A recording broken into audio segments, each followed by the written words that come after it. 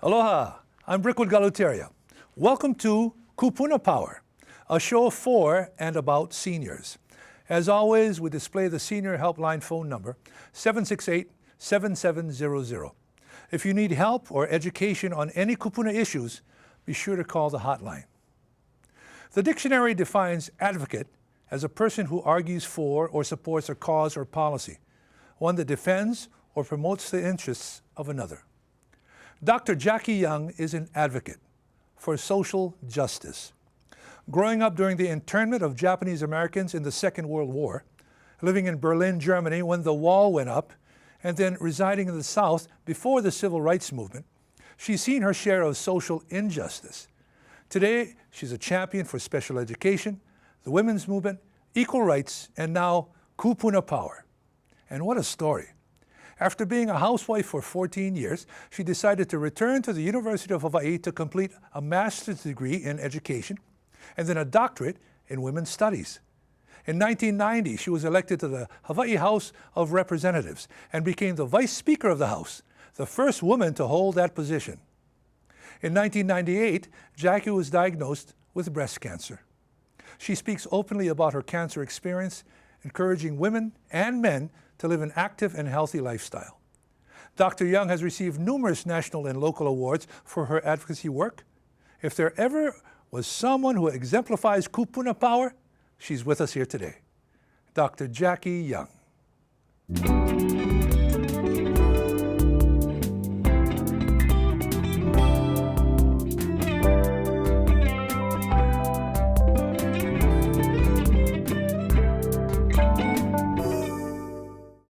This is Kupuna Power. Welcome to the show.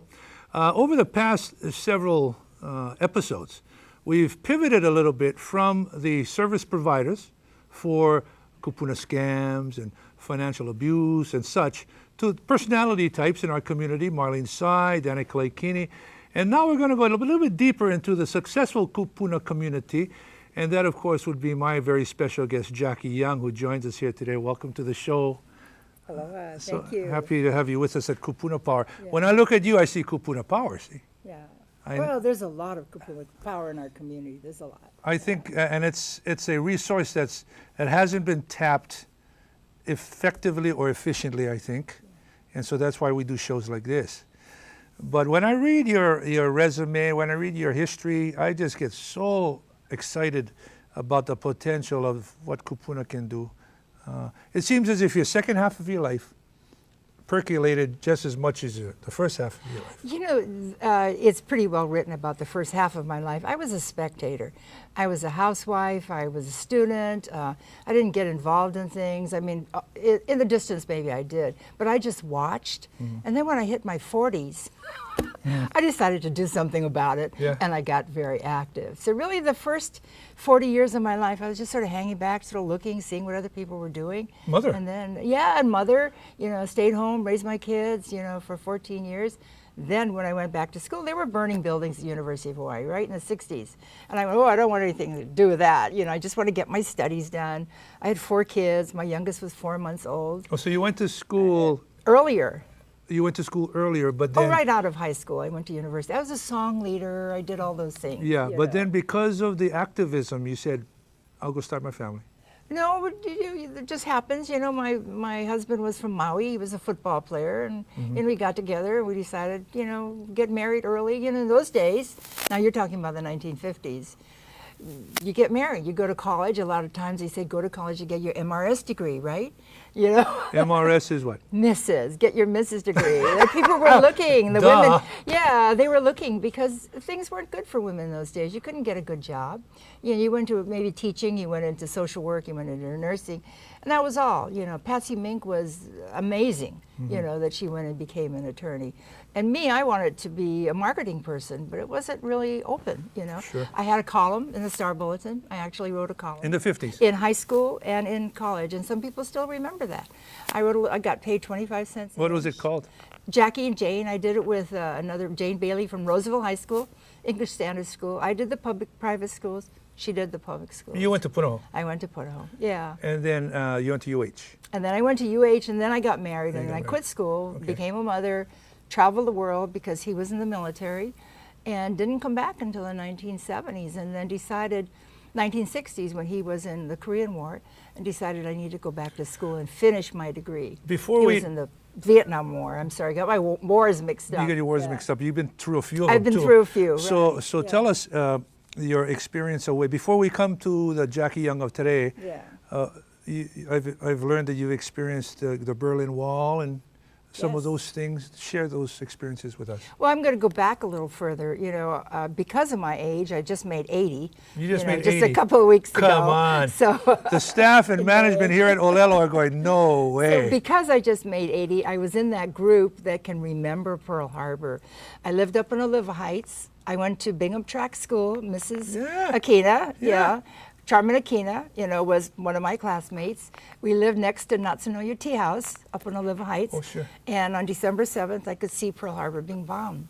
So I was living with my grandparents. We jumped into the car, drove down to Dillingham Field, got as far as around here, and got turned back to go back. So we're within a mile of Pearl Harbor. We could see the airplanes coming and bombing and the smoke going up, and we had to go back. What did you feel? Well, nobody talked to kids, you know. They were just said, be quiet, you know. They're running around and it's panicky, and my grandmother was filling up the bathtub with water and, you know, things like that to save the water.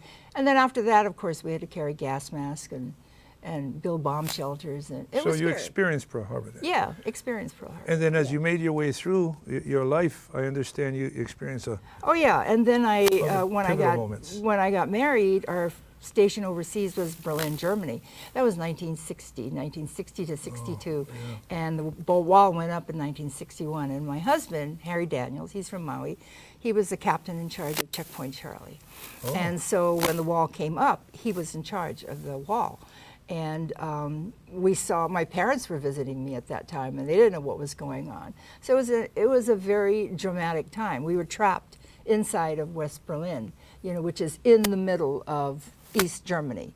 And it was a lot of conflict, and there was a lot of focus on that at that. Well, every decade you got a pretty big moment going on. Right. How And about then- the 70s, maybe? Well, but still in the 60s, from there we moved to Augusta, Georgia. And that was in 1962, before the Civil Rights Movement. Use that bathroom. Oh use yeah, that bathroom. I'll tell you, the story there, and my kids get a real kick out of it. I have 3 kids. I go to the washerama, and my husband's carrying my clothes, and I stop him and I say, we can't go in there. And he said, why? There's a sign that says whites only, and I've got colored clothes. I said, Yeah. I'm I guess from coming from Hawaii. I'm from Hawaii. Sure. What is this? Sure. Everywhere then. That was the first day in Augusta, Georgia. Everywhere I saw signs, whites only. And they didn't know what we were. You were from Hawaii, they didn't know what you were. You were okay. You weren't black. It was either black or white. Kind of, you know? you were But a it was curiosity sad. then. Yeah, my father came and he didn't know what bathroom to go in. You know, he was like, where do I go? I'm brown. So all of these experiences, I mean, up to then, it provided some type of incubation for activity, Absolutely, yeah. Yeah. Yeah, because by the time I came back, I thought something's going wrong. Which was when? Well, we came back as he went to the Vietnam War after that. That was in the late 60s, I went back to the University of Hawaii. I graduated in 1969 with 4 children by then. You know, my youngest then being 1 year old, you know, because I'd gone when she was 4 months Wow. old. So I give advice to everybody. Don't feel you're too young to go back to school. Sure. Go back to school. And you finished school? I finished school, and I went on to get my master's. I went on to get my PhD. At 55, I got my PhD. So you're a never doctor too late. of? Women's studies. Women's studies? Yeah. Okay. A lot of women kupuna? Yes, a lot of women kupuna. That's for sure. Yeah, at a time when, you know, I grew up, and other people will remember this, basketball for women was 3-step half court. You could only dribble it 3 times, take 3 steps. I don't even remember Yeah, that one. and stay half court. I mean, that's how confining things were for women. So I got very much involved in the women's movement, very much involved. Is that, you know. was that one of the reasons you ran for office? One of the reasons I did, right, because we actually didn't have many women in office. So I was head of the Hawaii Women's Political Caucus in the 1980s, and then when I moved into Lanakai, which is a kind of a Republican area, still I decided, you know, this is my chance. I said I was going to run, and there was somebody I didn't agree with, and so I decided to run. So and you won your first time out? I won my first time out. Well, because it included Waimanalo, you know, which is Oh, okay. which is wonderful. It went around from Kailua, Lanikai Kailua, Waimanalo. So Waimanalo was great in delivering the votes. As you could imagine, I'm very interested in your political career. Yeah. But you were the first Female. female leader. Well, you were a vice speaker of the House. Yes. First one. And one of the reforms we put in, and because this is Olelo, was to bring Olelo to the legislature. Yeah. Was to be sure that they also, taped all of our hearings, that we opened up the hearings, that we had quorum and roll call vote. This is Senator Leslie Hara. This is Carol Fukunaga. This is all of us saying this is really important that we open up the legislature. Yeah, that's a transparency gang. And for me, it was sexual harassment and that ethics. That was my big. Now, there's another area, and because we only have a limited amount of time, I want to pivot to, and thank you, because I learned recently that you worked in '77 with the DOE and wrote the Special Education Rules and Regulations for integrating children with disabilities into the public schools. Now, one of my sons has Down syndrome. Oh, yes. So he went through the system. Yes. And now I can thank you personally in front of everybody for that opportunity, because he's made our lives better and you've made his life better. So hey, thank you. You're welcome. It was an exciting time, 1978. Yeah. You've since now left legislative life, obviously, and then you went through a very challenging time. I don't want to miss any very prominent times of your life, but I want to get to the challenge of cancer. Yes. And when did you find that out? Oh, that was in 1998. And actually, I was in the middle of a campaign then. It was a constitutional amendment campaign. And I was diagnosed with breast cancer. And I thought, oh my gosh, I may die, right? This is what you think. And it's not true, because that was 16 years ago. I thought I was going to die, but I thought, if I'm going to shoot my wad, I'm going to continue this campaign. So I continued to lead that constitutional campaign on marriage equality, even though I was going through chemo and radiation. Sure. And I used my illness, I took off my wig, I was bald, to tell people, hey, if I can get involved in this condition, you can get involved too. This is my whole theme. Don't let anything hold you back. Yeah. Don't say I'm old and I can't do this. I'm working, I can't do this. I've gone through all of that. Sure. I've done that with 4 children. I've done that with breast cancer. I've done that at the age I'm in. So, I'll refer to a friend of mine who had a commencement speech at HPU, Kinoy, mayor of Big Island. Yeah. His whole theme was, I can. Yeah. This is like your life. Success comes in cans, not in cannots. Yeah, okay. I'll remember that one. Yeah. You remember that too, everybody. Now you've gone on, you fought the cancer, you led the Cancer Society in Hawaii. You've got numerous awards. You just got another award, and because Kupuna Power is the poi pounder, I mean, that's what it is. You just received a poi pounder. I just received one on Tuesday night. It was the Charles Judd Award from Punahou School, and I knew Dr. Judd, and it was such an honor to receive that award. Yeah. You knew Dr. Judd? I knew Dr. Judd, yes. I could go back and say, did you know Kalakaua too? Come on, that's Kupuna Power. Yeah. Look at you. You don't even look the big 80. Yeah, it's great to be 80. It means I lived a full life so far. And the rest is just like gravy. It really is. Yeah. When somebody hits 80, you go, wow, they lived a full life, How many grandchildren do you have? I have 3. You have 3? Yeah, I have 3. Yeah, okay. But I tell you what's ahead of me. Besides a lot of fun, you mentioned I walked the wall when I was 77. Yeah, the Great Wall of China. I did zip lining in Kauai, my next birthday. It was wonderful. 78. Princeville at 78. I did parasailing when I was 79. And this year I wanted to zip line at Kaka Falls, but haven't arranged it yet. But I'm going to do it sometime. They have a zip line at Kaka Falls? Right around Kaka Falls. Okay. So I want to do that again. Well, you want to do exciting stuff. You did Kupuna Power show. That's yeah. I want to feel good, about life. So where are you going now? What do you say? Well, people have been asking me to write my book, and actually I did write my book. I finished it in 1998, and then I got breast cancer. So I had put it aside, and then my life got really interesting, because the last 16 years of my life have been even more interesting than the first 70 years of my life, really. So now I'm going back and rewriting my book, and the name of the title of the book is What the Gypsy Said. And I talked to Danny Kilikini as he was leaving your studio, and I said, do you remember those gypsies down on 4th Street? He said, oh yeah, they were after the sailors. When I was 15, a gypsy grabbed my hand on 4th Street and told me I was going to die when I was 25. And I thought, oh my God. And I didn't think much about it. But when I hit 25, I thought about it. And I thought, you know what? I'm grateful for every year I'm going to live from now forward, because I didn't know how long I was going to live. So the subtitle of my book, it's about aging gratefully. Gratefully? Gratefully. Not gracefully. Yeah. That's my middle name is Grace, but gratefully. The subtitle could be, hey, life after 70 No, I am is just happening. grateful. I am just grateful, to be alive. Well, we're grateful to have you here. Is there any closing thoughts you'd like to share with us as we say aloha? Yeah, I think people should volunteer to stay relevant. It's almost more important than being physically well is to stay relevant. Keep up with the times, keep up with your grandchildren, get involved in a charity and a volunteer work. Mine is still with American Cancer Society. I'm raising money for Hope Lodge, so we have a place for neighbor island people. When they come to Honolulu, they can stay there. So these things keep you vital, because a big word is relevant. You got to be relevant in your life and relate to people. It's been a wonderful conversation. Is it Pau? It's done. We pow. I can't take any more. This is like Kupuna overload right now. But thank you, Jackie. Oh, thank you so much. Jackie Young, the definition of Kupuna power. That's what we are right here on Olelo.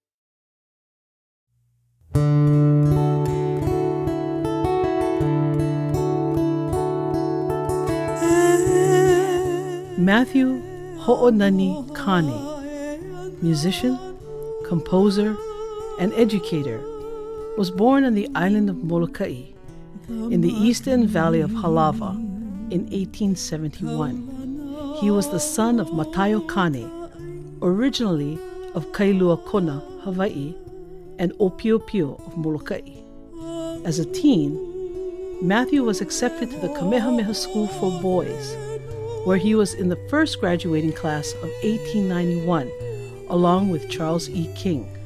Both Kane and King proved to be talented musicians, composers, and instrumentalists, performing together in music combos and glee club ensembles at Kamehameha and after graduation. They also collaborated on many compositions, one of which is handed down through the Kane family, this being the very popular love song, Pua Carnation. Matthew continued his studies, and after receiving a degree in education, taught at the Kipahulu grade school on the island of Maui. He later was appointed to the position of principal. On the island of Maui in Kipahulu, Matthew met his first and last love, Nellie Reuter Mackenzie, who was previously married to James Francis Mackenzie. Matthew and Nellie Kane had 4 daughters and 2 sons, Violet, Edna, Marjorie, Louisa, Charles, and Matthew Jr. Nellie left Matthew, which inspired him to compose the well-known Kamakani Ka'ili Aloha, the love-snatching wind of Kipahulu. Other well-known compositions of Matthew Kane refer to the island of his birth, his Aina Hanau, Molokai. These songs are Molokai Nui Ahina and Aina Kaulana, better known as Molokai Waltz. Years later, Nellie returned to Matthew and their grown children in Kipahulu. In 1920, Matthew died at age 49.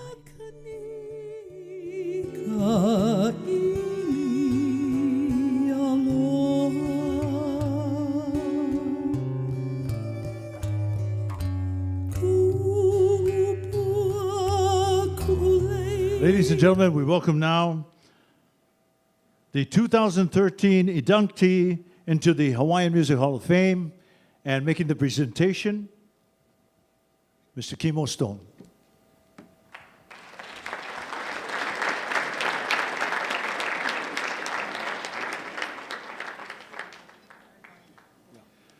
Ladies and gentlemen, we are fortunate that we have here with us a family member of Matthew Kane, and you may have heard of him before.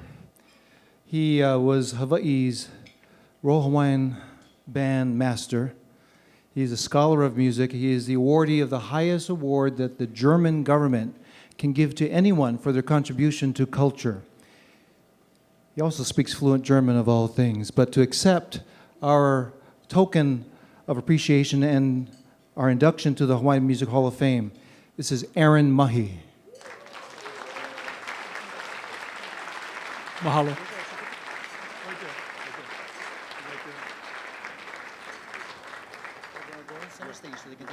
Center stage, get the picture. Okay. That's the presentation. Okay. Mahalo nui. Actually, I accept this on behalf. We have Auntie Elizabeth Lau, who's a descendant of Matthew Kane. She's the granddaughter of Neti Reuter and Matthew Kane, and she joined us over here. She's, of course, from Ko'olapoko, and, of course, her sister, Mahilani Cipher. So, mahalo nui for joining us on behalf of the Kane family.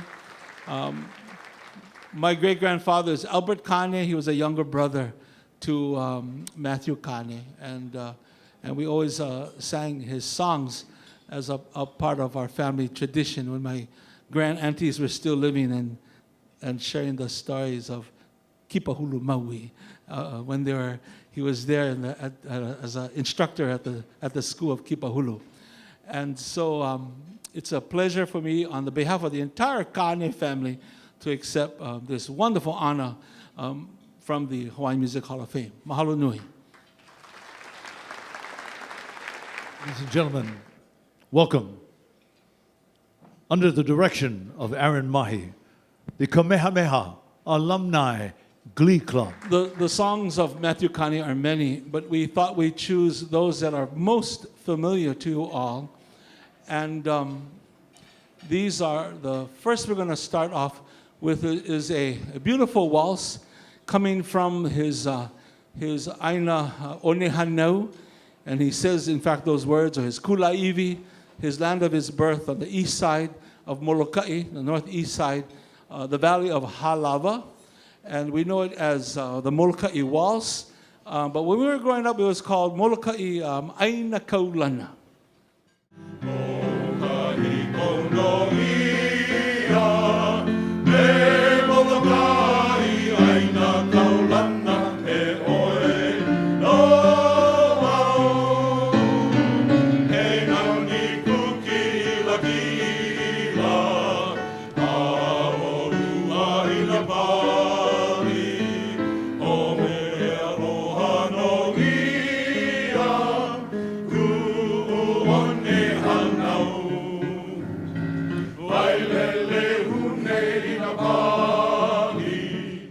And this is special because Auntie Elizabeth, her grandmother was Neti Reuter, and she is the one for whom this song was written.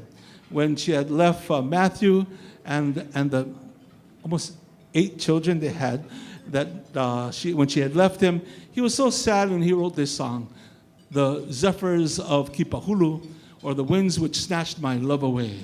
And it's called Kamakanika Ililoha. Oh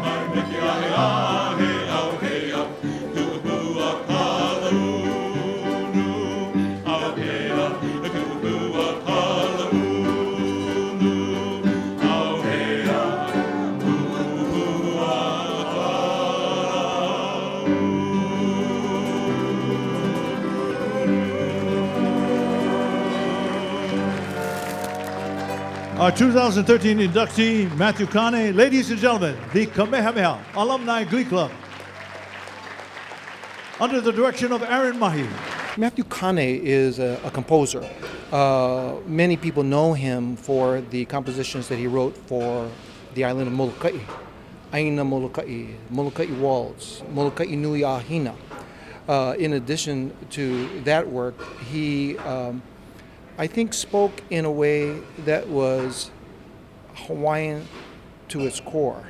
Kamakani Kaili Aloha is one of his compositions, and he wrote that when he and his wife separated, and as a lament, and probably as a way to get her attention again. He wrote about a love that's wafted on the wind, floating on the wind back to him. Now that metaphor, that style of poetry is uniquely Hawaiian. And of all the arts for Hawaiians, the highest art in terms of its esteem is poetry. You see, we come from an oral culture. So everything we knew or did was memorized. And one of the mechanisms for memory is poetry.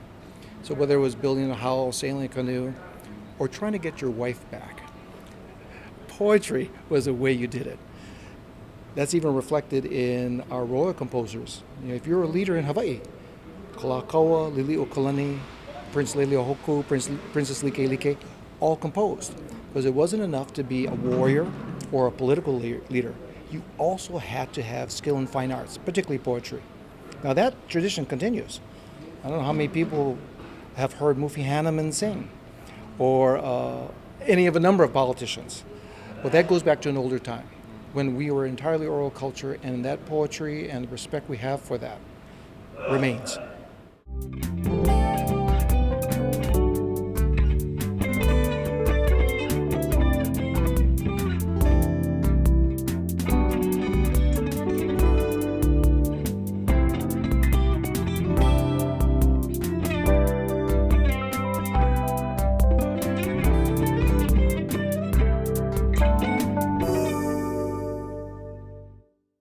And there you have it. Mahalo to Dr. Jackie Young for sharing her time and memories.